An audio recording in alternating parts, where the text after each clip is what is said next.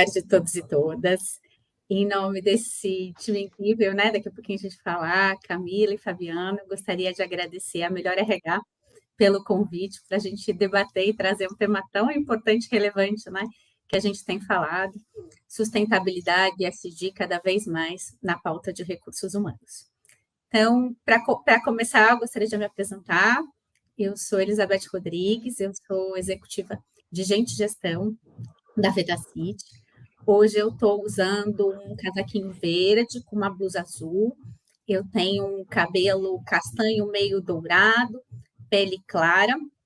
Atrás de mim, o cabelo médio na altura do ombro. Atrás de mim tem um fundo de tela da empresa qual eu trabalho, todo colorido, com alguns elementos de construção e escrito gente boa que constrói. É uma coisa que eu acredito muito. Hoje eu estou aqui representando a minha empresa, que é a Vedacity, que já atua há mais de 80 anos no mercado de construção civil, principalmente aí no segmento de permeabilizantes. Então, para a gente começar, eu gostaria de aqui passar para os meus colegas para que eles se apresentem também. Camila, por favor. Oi, boa tarde, pessoal. Obrigada, Elizabeth. Pessoal, é um prazer estar aqui com vocês, falando de um tema tão importante, né, quanto o ESG.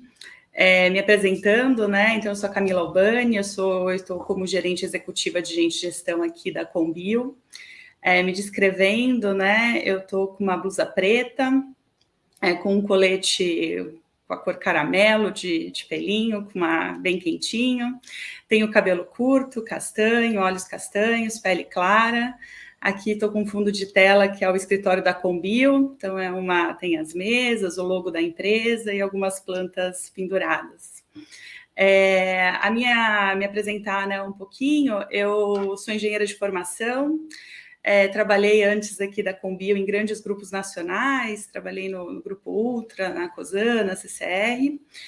Comecei minha carreira na área de planejamento financeiro e planejamento estratégico, e aí nos últimos anos fiz a migração para a área de recursos humanos, estou aí atuando nos últimos 3 anos nessa área. É um prazer estar aqui com vocês. Hoje eu estou aqui representando a Combio, é uma empresa de energia renovável. A Combio é uma empresa jovem, que tem 14 anos, e o que a gente faz, a gente produz energia térmica através de biomassa. Então, a gente substitui, né, a utilização aí de combustíveis fósseis para a produção desse vapor por energia, né, que é renovável, através da biomassa, que pode ser cavaco de madeira, caroço do açaí. Então, o I está bem presente aqui já no core do nosso negócio. Um prazer estar com vocês e vou chamar o Fabiano aqui para se apresentar um pouquinho. Legal, Camila. Boa tarde, Camila. Boa tarde, Beth. Muito obrigado aí pela rápida introdução de vocês. Bom, eu também vou me apresentar aqui rapidamente, até mais para contextualizar um pouco sobre mim e de onde eu falo exatamente, e a gente poder evoluir nesse bate-papo que, particularmente falando, eu estou bastante animada aqui para que a gente possa trocar um pouco, né, como é essa contribuição do RH para essa agenda que é tão cara e importante para nós como organizações e como sociedade, né, que é o ESG dentro dessa perspectiva. Bom, sou Fabiano Rangel, estou hoje como responsável pela área de desenvolvimento organizacional e institucional da Leão Alimentos e Bebidas, uma empresa centenária que atua num mercado bastante tradicional de chás e bebidas para infusão. Certamente, de alguma forma, alguém já deve ter tido algum contato ao longo da sua trajetória de vida com os nossos produtos, né? Isso é um dos marcos muito intensos do que a gente tem hoje como organização, né? A gente se coloca como uma empresa de pessoas para pessoas, porque a gente sabe que, de alguma forma, como uma empresa centenária que atua nesse portfólio, já fez e faz parte de algum momento da vida das pessoas, né? A gente atinge milhares e milhares de pessoas todos os dias aí por meio dos nossos produtos. Fazendo uma rápida autodescrição da minha pessoa, né? Sou homem, pele clara, uso óculos, tenho uma barba bastante, enfim, brinco até falsificada aqui, bem ralinha assim, estou nesse momento usando uma camisa polo cor-de-rosa. No meu fundo está justamente um dos meus espaços de trabalho, né? Esse aqui um pouco mais próximo da minha realidade do home office, onde eu tenho aqui umas decoraçõezinhas de fundo com características dos nossos produtos, um pouco da minha bibliotecazinha que eu curto muito, e bastante cor, né? Que é um pouco da minha vivacidade do ponto de vista de que me ajuda a ter um pouco mais de criatividade sobre as coisas que eu faço e acredito. enfim, estou na Leão, como eu mencionei, há 12 anos. A minha trajetória inicial, ela parte muito mais voltada para a área de sustentabilidade, e ao longo desse período eu venho incorporando alguns outros aprendizados que têm me ajudado muito a trabalhar com esta agenda de forma mais transversal. Entre elas, atualmente eu respondo dentro da área de desenvolvimento organizacional e institucional na Leão, pela área de recursos humanos também, e é um pouco deste lugar que eu pretendo fazer esse bate-papo com vocês. Então, prazer enorme estar aqui com vocês, duas figuras fantásticas, a Beth e a Camila, para que a gente possa partir para essa troca. Que gostoso, super bom ouvir vocês. A gente teve um aquecimento rápido na semana passada. O desafio está aqui, falar em 30 minutos, né?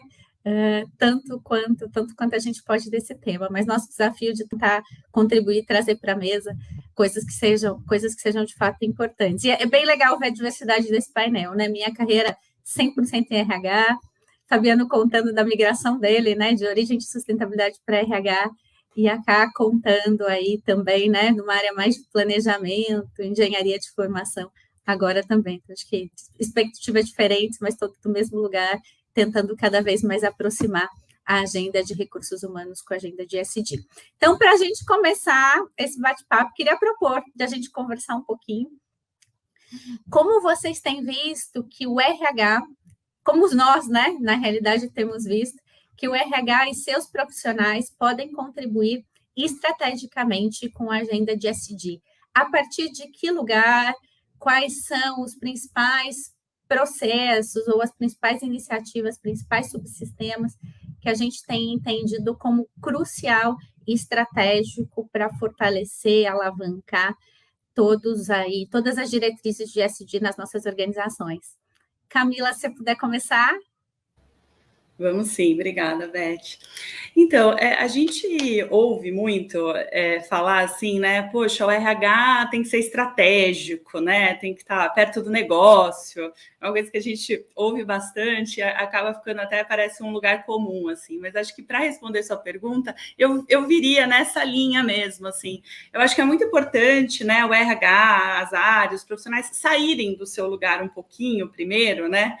Para ir lá mais, olhar qual que é a estratégia do meu negócio, quais são as diretrizes aqui, porque ESG é um tema muito amplo, se você for ver. Você pode ter várias atuações, né, dentro dessas 3 letrinhas. E às vezes eu vejo que a gente quer muito assim, tal empresa está fazendo tal coisa, e querer colocar tudo ali dentro do mesmo pacote dentro do seu negócio.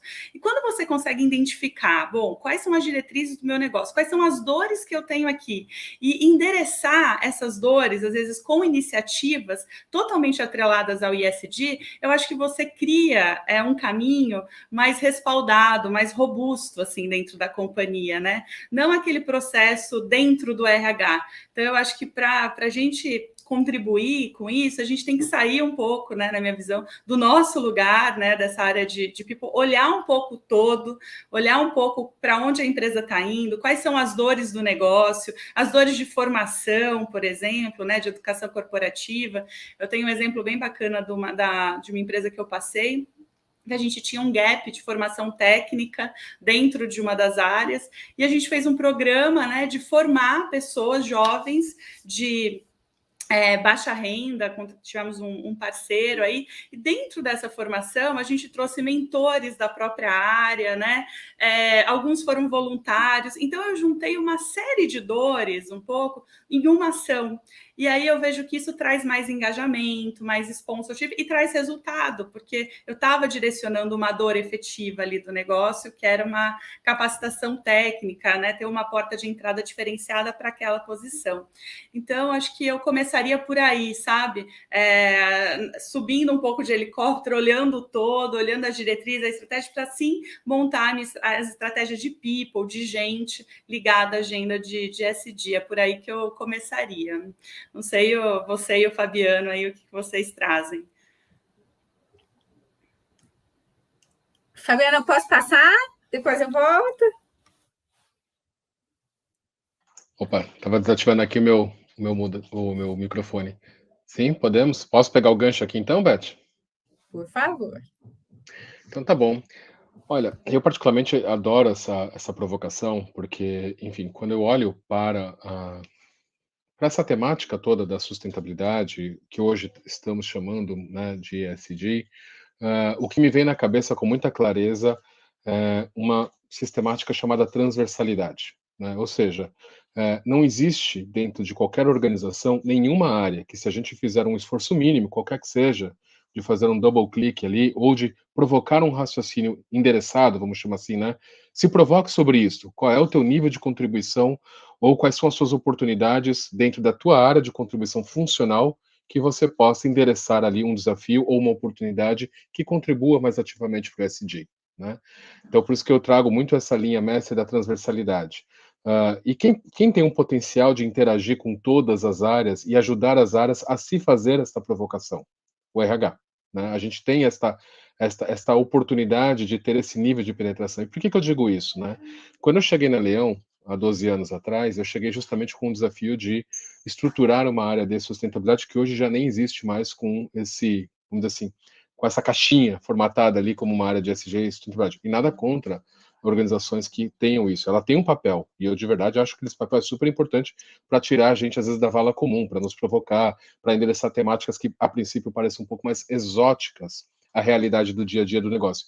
Salvo quando você tem situações como a Camila comentou, né, onde você tem uma empresa que, na sua essência, intrinsecamente, já entrega um valor muito mais voltado para das letrinhas ali do ESG hoje, no caso da Camila ali, a questão ambiental muito presente, e que mesmo assim, se você não tem essa abordagem dentro da organização, muitas vezes você faz isso bem, é intrínseco ao seu negócio e não consegue gerar uma percepção de valor para dentro e nem para fora sobre isso, porque não tem ninguém provocando a gente sobre.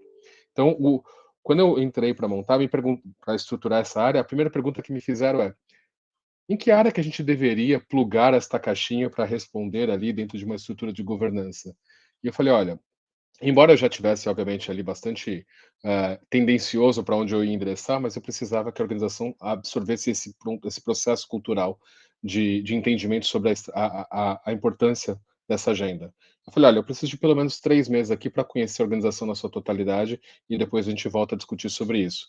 E aí eu brinco, né, que eu tive uma das oportunidades mais ímpares que alguém pode ter do ponto de vista da tua carreira profissional, que foi escolher o meu chefe, né?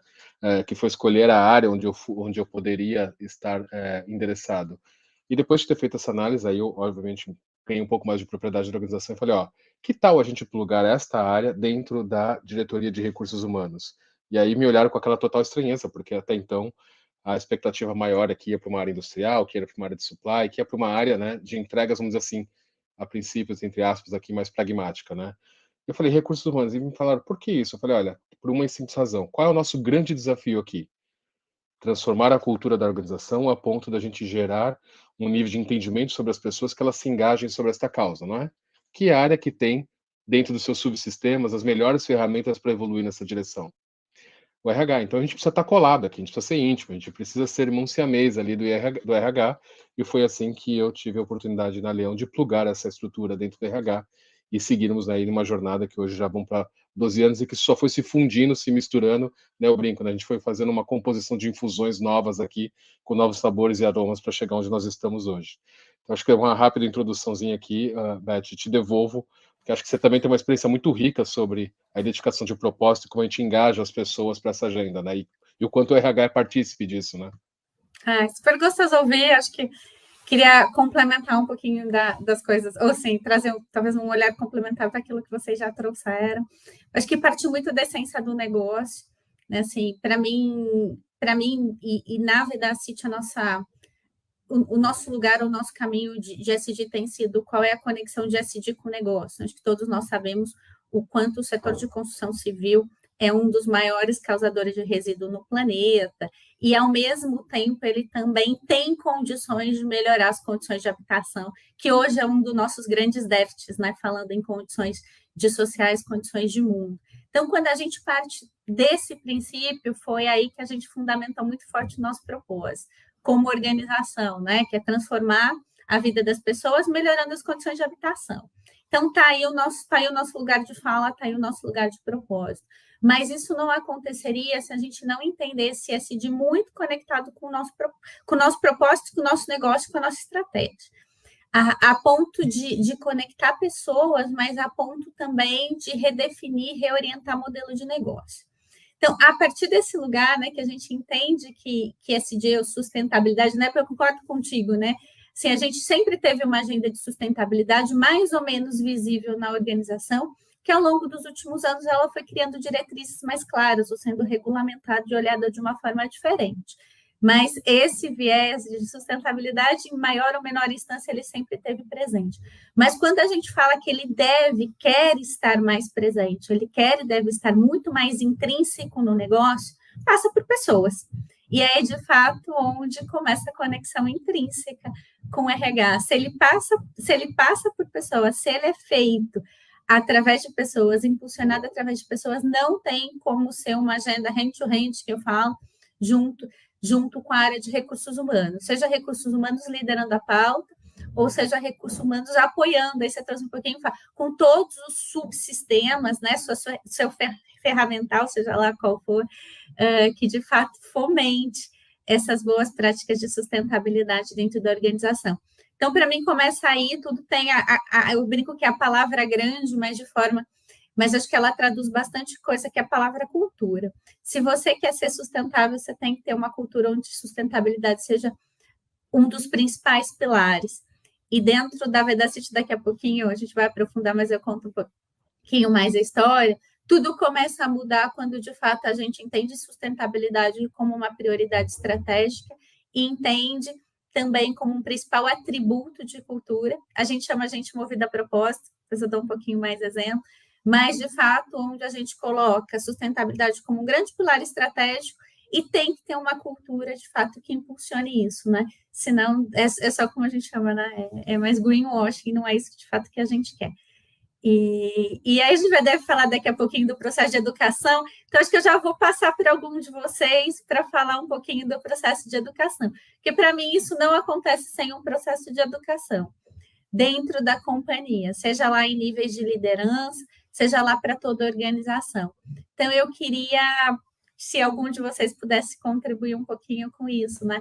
Com a pauta educação dentro de uma implementação de uma cultura de sustentabilidade cada vez mais arraigada em ESG.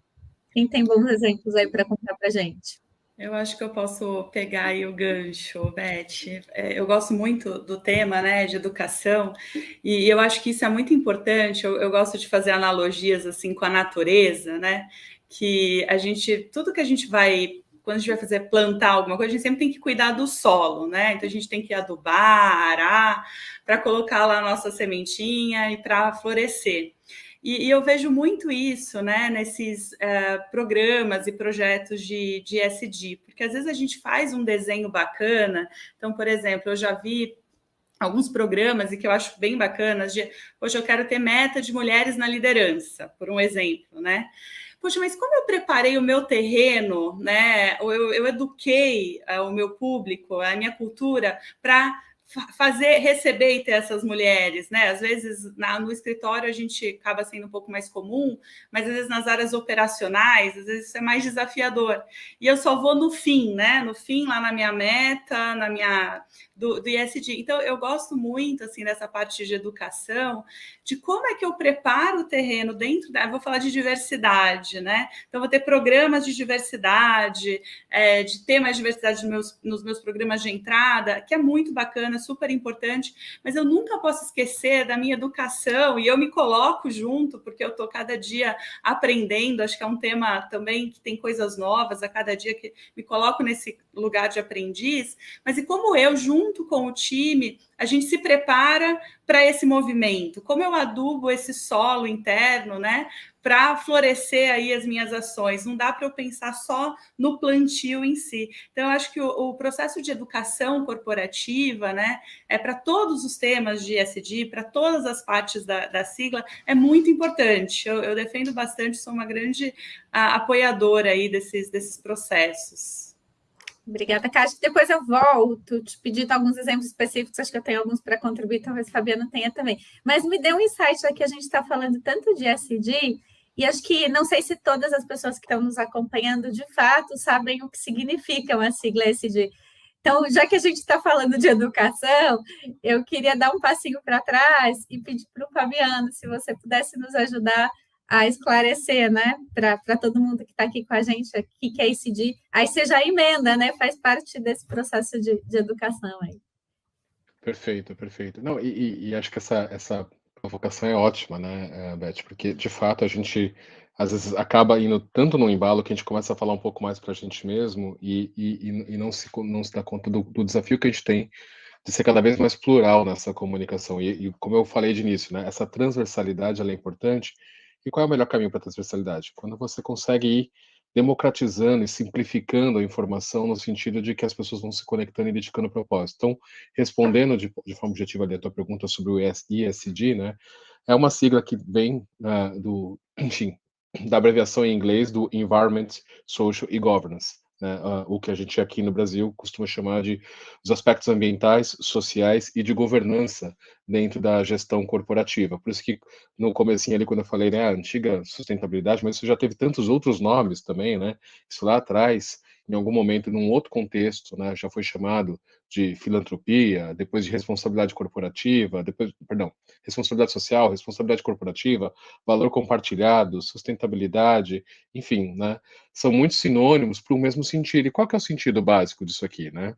É justamente como a gente consegue estabelecer uma relação, e aí o ponto educação ele é super importante, porque ele vai nos definir claramente quais são os ritos, rituais e processos que a gente estimula dentro de uma organização para que a gente esteja antenado de como a organização evolui, se coloca como um agente de desenvolvimento econômico, e aqui quando eu falo agente de desenvolvimento econômico tem muito a ver com esse aspecto do governance, né? Ou seja, como eu estabeleço uma governança que permita ter uma abrangência maior de escuta sobre os diferentes stakeholders ou partes interessadas sobre o negócio, aonde eu me reconheço como um agente de desenvolvimento econômico e estou gerando valor não apenas para os acionistas, porque isso é inerente, né, ao negócio, ou seja, você tem, seja uma empresa familiar, seja uma empresa de acionistas, seja uma empresa, uh, enfim, de dono, que seja, né, você tem alguém aportando um conjunto de recursos ali, visando, obviamente, uma geração de valor, e essa geração de valor vai gerar um resultado em tese positivo ali no final, essa é a expectativa básica.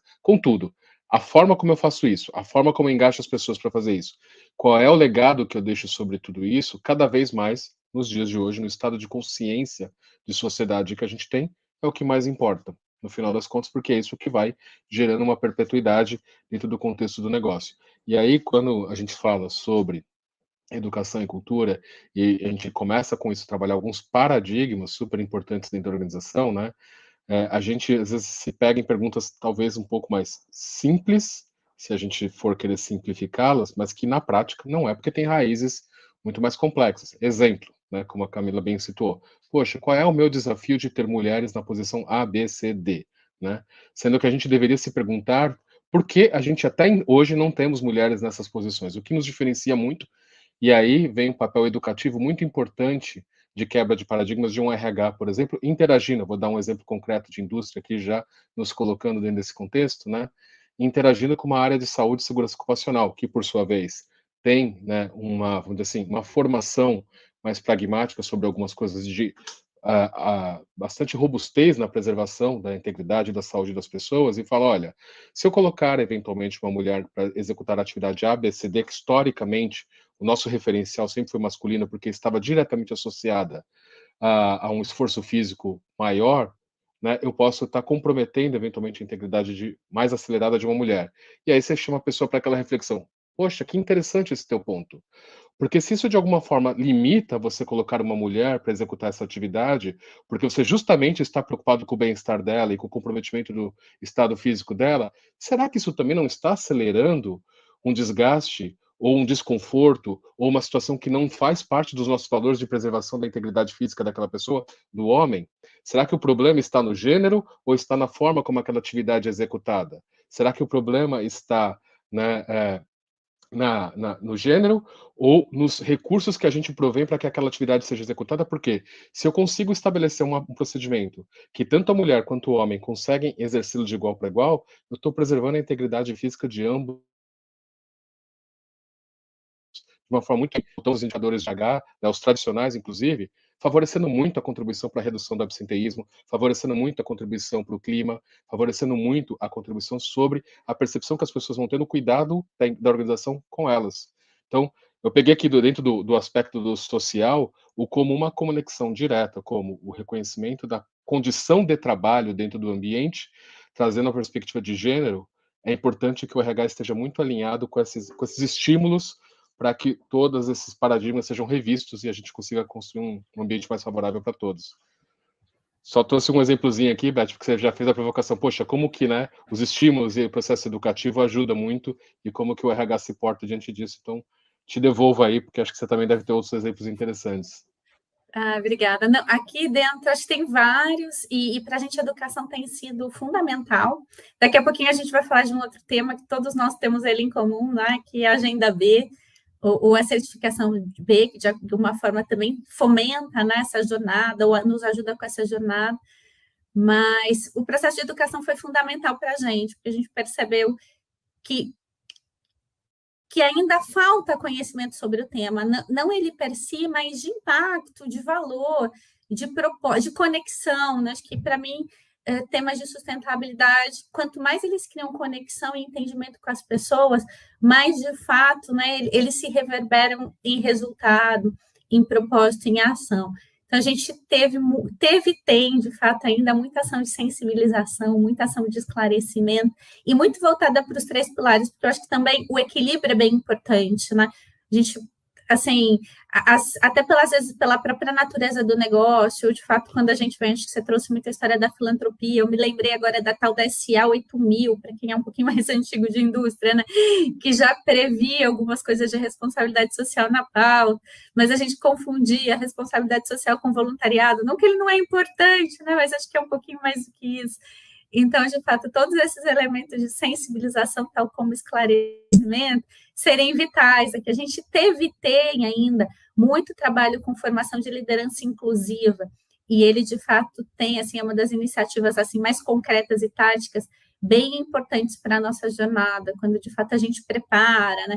Quando a gente faz um onboarding diferente para uma pessoa com deficiência, ensina a organização de como recebê-la, como acolhê-la. Então, de fato, tem toda. A gente teve uma iniciativa aqui também chamada Sextou com S de Sustentabilidade, onde a gente trazia todas as sextas-feiras, quinzenais, pessoas diferentes com essas 3 agendas para contar suas experiências. Eu acho que sempre o de fora. Ele inspira, né? A gente mostra que a jornada é próxima, é próspera e é possível. Então, isso, de fato, tem nos ajudado muito. Acho que é uma coisa que, de fato, a gente não vai abrir mão, não. Entende que a jornada é construída por aí. Eu comecei falando de sistema B e acho que agora eu já vou voltar à pergunta com o sistema B. Né? Assim, para a nossa realidade de Vedacity, o sistema B, ele nos impulsionou nessa jornada a partir do momento que ele começa a estabelecer algumas diretrizes. Né? Daqui a pouco eu vou passar e alguém fala um pouquinho mais de sistema B aqui, para não ficar só com a minha voz. Mas, assim, acho que o sistema B, para quem não sabe, né, da onde começar ou quer se diferenciar, eu associo muito o sistema B a ser melhor para o mundo, a partir do momento que a gente é melhor para as pessoas, para a organização, para o planeta, mas através de algumas diretrizes específicas. Então, para mim, assim, mergulhar no sistema B tem sido uma grande ajuda para falar minimamente é isso que eu preciso fazer, né?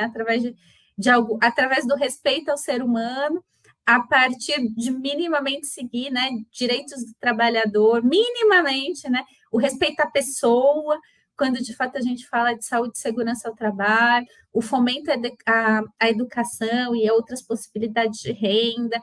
Então, como de fato a gente olha principalmente o social, né, de uma forma mais específica. Então, eu queria voltar aí a pergunta para vocês, para quem pudesse contribuir. E eu sei, o Fabiano já colocou que também está numa busca de certificação B. A Camila conta para a gente que já é uma empresa B. Então, aqui todos nós temos um pouquinho dessa experiência. A gente puder dividir como a Agenda B, de fato, tem aproximado também, né? Porque eu acho que a Agenda B, independente se a Agenda B é uma agenda de sustentabilidade, mas ela ainda existe sem coalizão com as agendas de recursos humanos. Acho que não dá para existir uma Agenda B by yourself, né? Ou alone, ou sozinha, assim. Ela é transversal, acho que o Fabiano já trouxe esse tema, mas ela precisa de uma sinergia muito grande com a agenda de RH. Então, eu queria voltar para você, Camila, se você pudesse falar assim, o quanto a agenda, o que a agenda, pensando em práticas de RH, o que de novo ou o que foi fomentado nas práticas de RH impulsionados pela Agenda B? Se pudesse contribuir. Acho que aqui a Combio tem uma história bem interessante por ser a primeira indústria, né, certificada no Brasil aí no Sistema B. Então, acho que por causa do negócio, né, que é bem sustentabilidade na veia aí, então lá bem do começo da empresa foi a primeira aí no Brasil que se certificou. E eu gosto muito de uma frase que você falou, Beth, que para mim é a frase, né, do Sistema B, que eu acho que para quem não conhece resume bem, assim, está muito ligada à questão do capitalismo consciente, né, tem outros nomes aí colocados para quem quiser pesquisar mais, mas quando o Sistema B fala que o objetivo não é ser melhor do mundo, né, mas ser melhor para o mundo. Então, eu acho que essa, para mim, é a frase que resume bem, né, o que é o Sistema B, o que ele busca, e eles acaba tendo parâmetros aí para como medir, como ajudar, como trocar experiência e orientar as empresas nessa jornada, né. Acho que um ponto bem bacana, né, que principalmente por causa da pandemia, a gente já vinha falando bastante, mas depois começou a vir muito essa gestão humanizada, que eu acho que é uma coisa bem presente dentro do Sistema B, né? A gente começa a ver, assim, eu vejo em entrevistas que eu faço bastante, perguntando para as pessoas, por que você está querendo sair do trabalho, né? E o quão essa questão de gestão, de cultura organizacional tem feito as pessoas mudarem de trabalho, né? Assim, tem impulsionado, se a pessoa não está... trouxe um valor, sempre se... Claro, todo mundo busca isso, mas nunca teve tão...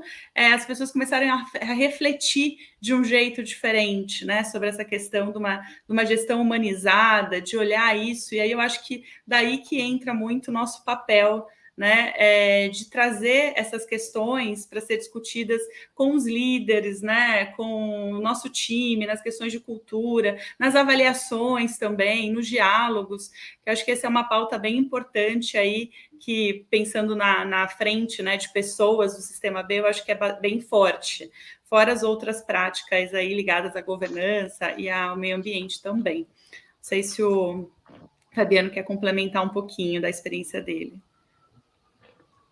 Perfeito, Camila. Eu vou até colocar um pouco a perspectiva, talvez, de um ou dois passos atrás, né? Até porque, como você bem mencionou, né? Vocês já passaram por esse processo, já receberam a certificação, e a certificação, nada mais eu brinco aqui, né? Aqui é a consequência de um trabalho bem feito, né? Não é a certificação pela certificação, mas o quanto essa jornada pode nos agregar do ponto de vista de evolução sobre como a gente se coloca. E aí acho que você trouxe bem essa frase do Sistema B que sintetiza essa lógica, né? Não é ser o melhor do mundo, e sim ser o melhor para o mundo, né?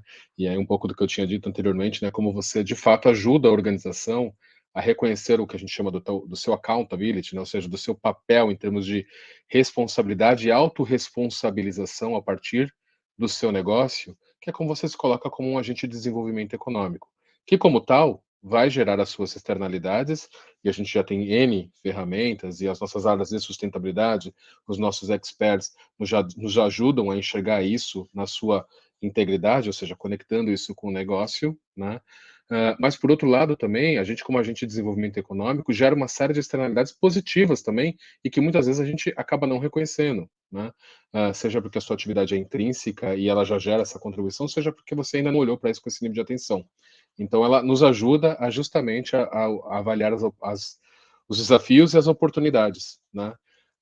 Então, isso é uma jornada super bacana, e ela começa por um elemento, particularmente falando, que é onde nós estamos hoje, tá? A gente, sim, tem essa ambição de evoluir para este caminho, sim, nós temos essa ambição de se declarar com esse nível de propósito de sermos uma organização melhor para o mundo, né, que é o que o Sistema B nos provoca muito, mas a gente está num passo antes ainda de revisitar boa parte dos nossos processos, mas um elemento a gente já avançou bastante e a gente não abre mão, e que tem uma conexão muito forte com esse ponto que você colocou, principalmente agora no momento da pandemia, ou do pós-pandemia que a gente vivenciou, né, que é o elemento da humanização das relações dentro das organizações de trabalho. E aqui, né, todas as áreas, todos os profissionais, e aqui eu costumo dizer, né, não é uma agenda de RH, é uma agenda de liderança, né, são importantes para isso. Mas, obviamente, o RH tem um papel aqui simbólico, importante, de ser o guardião dessa temática, né, de como a gente provoca constantemente as nossas estruturas, os nossos times, os nossos subsistemas de RH, os nossos subsistemas de gestão, perdão,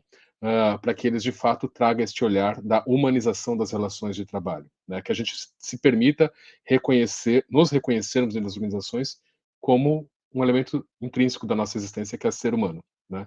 E quando eu falo que a pandemia nos ajudou a observar isso melhor, né? Até então, até ontem, né, a gente conseguia minimamente aí naquele mundo mais analógico, menos conectado, menos compartilhado com as nossas, enfim, privacidades de um modo geral, a gente conseguia segregar um pouco mais esses dois mundos, né, o Fabiano profissional, o Fabiano pessoa, né, e aí por isso que se fala tanto hoje, né, da grande ressignificação do trabalho, né, dos burnouts, dessa importância que a saúde mental tem hoje, ela sempre esteve ali. O único detalhe é que antes, como a gente mais ou menos camuflava essa situação toda, ela não ficava tão transparente. Hoje, acho que o grande, vamos dizer assim, legado que esse processo todo de aprendizagem nos trouxe é que a gente pode falar disso com muito mais naturalidade, como a gente pode falar hoje mais sobre diversidade com muito mais propriedade e naturalidade, sem que a gente seja pré-julgado sobre isso ser vulnerável, ser uma fraqueza, ser, né, um ponto de atenção que te expõe profissionalmente. Por isso que eu coloquei assim, né? O que eu vejo muito desse processo de evolução, como o capitalismo consciente apregoa, que o sistema B nos puxa, né? Que as humanizadas, que toda essa relação humanizada nas relações de trabalho nos puxa, é nos reconhecermos como um elemento central, pessoas. E aqui, né? Fechando um pouco essa parte e como a gente, pelo menos dentro da Leão, vem se provocando muito, a gente sabe que nenhuma, né? A gente até brinca assim, nenhuma caixinha sai da fábrica sem uma participação intrínseca das pessoas. Nenhuma caixinha chega até o ponto de venda sem nenhuma participação intrínseca das pessoas. Nenhuma caixinha faz sentido de estar lá se você não puder gerar algo de bem-estar para as pessoas, né? Você tem um momento de conexão, de acolhimento ali para aquela pessoa que vai experimentar o seu chá no seu dia a dia. Então, esta relação humanizada de conexão, de que somos uma empresa que estamos no segmento de pessoas, e que a gente leva o nosso melhor por meio das caixinhas, faz toda a diferença desse processo e dá essa autorresponsabilização sobre o que a gente entrega no final do dia. E como a gente engaja as pessoas para isso, né? Acho que passa muito por isso, então pode ser relativamente simplificado, né, o processo de você se colocar como agente de desenvolvimento econômico, se você reconhece as suas fortalezas e também as suas oportunidades de trabalhar sobre ela, e esses protocolos, né, nos ajudam a fazer a estruturação metodológica disso. Super gostoso de te ouvir, acho que nos avisaram aqui que a gente tem 5 minutinhos só, já estou desesperada, coração batendo aqui, porque a gente ainda teria um monte para conversar. Mas quando você traz a história, né, do humano do centro, da humanização das relações de trabalho, do humano como humano e tudo que isso significa, né? Assim, a gente fala assim, humano, tudo que isso significa em contexto, significa na forma de ser, significa com ressignificar relações de trabalho, significa com revalorizar o ser humano dentro das organizações, mas significa entender, conhecer, individualizar, né, olhar para formas de trabalho e pensar em diferentes formas de trabalho, que é tudo que a gente tem falado numa outra agenda, né, mais temática de RH, que é relações de trabalho, formas de trabalho, futuro de trabalho, equipes autogerenciadas, diminuir níveis e leis da organização, atribuir para o indivíduo maior protagonismo. Então, eu super vejo como as coisas estão muito conectadas. Assim, é difícil para mim, assim, sabe, ver essa história da agenda assim, de tão desconectada, porque, de fato, talvez seja dar nome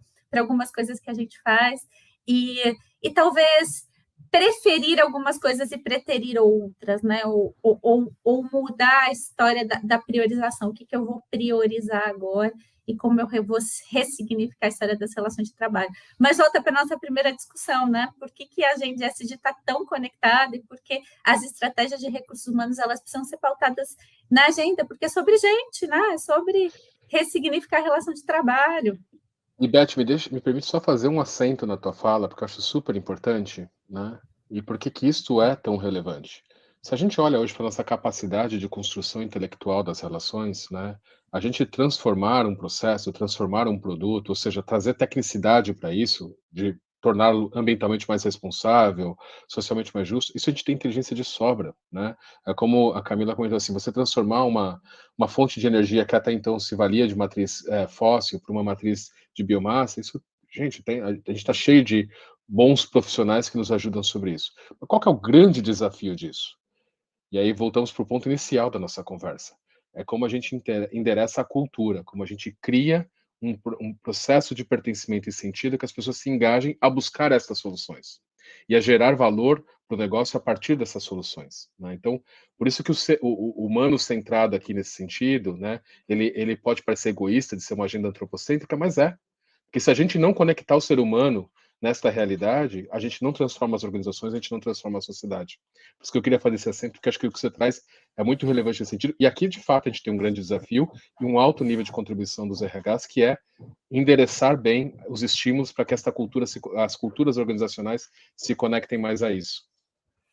E aqui vem toda uma agenda de transformação cultural, que ela por si só já daria, né, um outro papo, mas uma agenda cultural voltada para a sustentabilidade, uma transformação cultural onde sustentabilidade fosse um dos principais elementos. E a gente passa por tudo que a gente falou, né? Assim, por programas de reconhecimento, por aquilo, o que a gente valoriza, o que a gente não valoriza aqui, o que a gente educa, né? Assim, a gente não falou de sistemas de incentivo e recompensa, mas de fato também está aí um outro ferramental de recursos humanos em essência que é vital para essa jornada, porque de fato, né, a gente sabe aquilo que a gente mede, aquilo que a gente valoriza, é o que direciona o comportamento das pessoas. Então, olha o ferramental, assim, que de fato também recursos humanos pode agregar a essa agenda. Então, já fechando aqui, eu também queria pedir para vocês uma palavra de encerramento, mas o meu convite é, de fato, aos profissionais de recursos humanos que se integrem cada vez mais. Essa agenda já está na agenda de RH, tá? De fato, ela já é parte, porque ela já é parte intrínseca àquilo que a gente faz. Mas meu convite é fazê-la com mais proposição e propósito, assim, é não fazê-la coincidental, porque às vezes ela está, mas ela tá coincidente, né? É de fato agarrar ela, fazer propositiva e proposital, cheia de propósito. Assim, fazer as coisas porque sabe o que está fazendo. Fazer coisas que, de fato, também possam não só melhorar a organização, o Fabiano falou essa história do impacto positivo, do capitalismo consciente, mas que não possam só também impactar a tua organização. Mas eu falo, aquilo que impacta a organização, impacta o mundo, impacta a gente mesmo. Então, assim, tem muito coração aí. E que bom que cada um de nós, sempre falo isso, né? Que bom que cada um de nós tem o prazer de exercer um trabalho que pode contribuir com esse crescimento significativo da sociedade de cada um de nós. Então, meu convite é, vamos mergulhar nessa agenda. Queria passar para ti. Como se você pudesse fazer. Eu vou passar para o Fabiano e depois a gente volta para a Camila. Eu só vou fazer o meu agradecimento, muita gratidão por esse momento de troca aqui com vocês.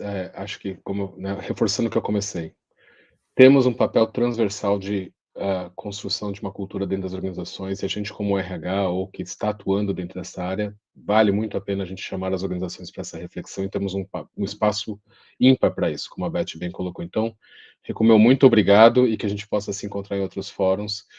E, enfim, acho que a Camila aí vai fazer as honras do nosso encerramento, né? Sim, muito bom ouvir vocês, acho que a gente aprende bastante, e eu queria convidar todo mundo, né, para acessar, né, que está o QR Code aqui na tela da Casa Hope. Então, a Casa Hope, ela é apoiada por esse programa, é uma casa que cuida de crianças e adolescentes em tratamento com câncer. Então, a gente queria fechar, né, o nosso painel aqui, agradecendo a todo mundo que esteve aqui com a gente, que a gente espera que tenha tido bons insights com tudo que ouviu aqui, e convidando todo mundo para conhecer, né, a Casa Hope e ver lá como pode aí ajudar como indivíduo ou como empresa para uma iniciativa tão bacana e que é apoiada aqui por esse programa. Tá bom, pessoal? Muito obrigada, Beth, obrigada, Fabiano, foi um prazer estar com vocês. Espero ter outros convites e outras oportunidades para a gente estar juntos.